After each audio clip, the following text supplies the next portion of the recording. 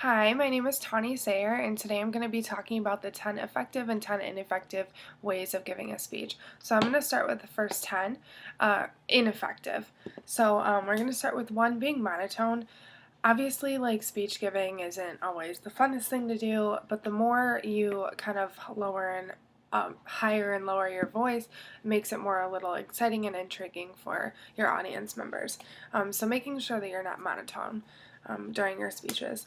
Number 2 is reading off the paper. Obviously, like I'm doing it right now, showing you that it is the wrong thing to do.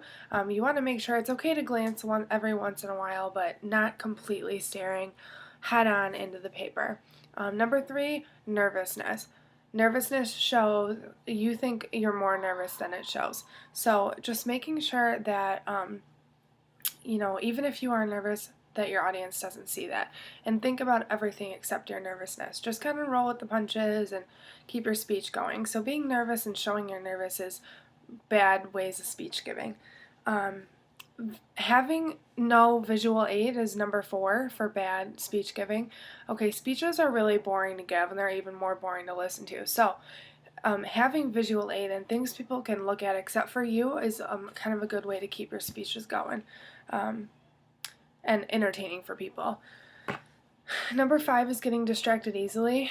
I'm right by a window, so, there's kids, there's dogs, there's a lot of stuff going on outside. But just making sure that you are kind of toning out those distractions will definitely help you kind of as a presenter and the people that are listening to you. Because if they're listening to you and you're getting distracted, they're going to get distracted by those same things. Number 6, talking like a robot. Kind of again with the whole monotone thing, we just want to make sure we're in fluctuating our voices. It's ineffective just to talk at a one, pace kind of way because it's going to not be as interesting to your audience and they're just going to fall asleep even faster. Number 7 is being closed-minded when you're speech giving. Obviously, you're never going to have a perfect audience in that sense that somebody might have something to say in the middle of your presentation. It might throw you off that you might not agree with, but you need to make sure that that even if you don't agree with it, you're staying open-minded because it's going to make your audience more intrigued to see what you have to hear, especially if it is something that goes against what you said before. So just staying closed-minded, really bad speech giving skills. Number 8, not having credibility. If somebody asks you where you got that research because they know that that's not true and having nothing to back it up, that's obviously really poor speech giving skills. Number 9, dressing poorly. I look like a slob with my hair. I'm wearing a little t-shirt. So clearly that is not, that is poor speech giving skills. So you need to make sure that when you do, when you are presenting to a group, that you don't need to be dressed too fancy, but just make sure you're appropriate and kind of nicely dressed. And then lastly, for bad speech giving skills is no audience participation. I always like to try to have something the audience can do, like a game or some sort of trivia or some sort of I'll give you candy if you answer this right question, kind of something like that to keep your audience engaged, because like I said, you're just as bored and they're just as bored, so making something that the audience can participate in will make it a little less overwhelming and make your speech go by a lot better. So now we're going to do the 10 effective. Obviously we'll go back to dressing. That's number 1. Dressing appropriately. I am not dressed appropriately for this, but dressing appropriately, like I mentioned before, nice enough so you're not looking like a slob. 2, speaking loudly enough for your audience to hear. That's really effective way of speech giving. I was recently at a wedding and I stood in it last weekend, and the preacher, I could barely hear him. I was standing next to him. So making sure that you are speaking and projecting loudly enough for the audience, especially because you're going to range from big and small audiences, and making sure that everybody can clearly and effectively hear you. 3 is your posture. Just making sure that you're relaxed. Obviously, if you're nervous when you're doing this, it's going to show. So just making sure that you, your posture, you're relaxed, because that'll relax your audience, and that's obviously a good way of speech giving. Number 4 for good 10 effective speech giving is confidence.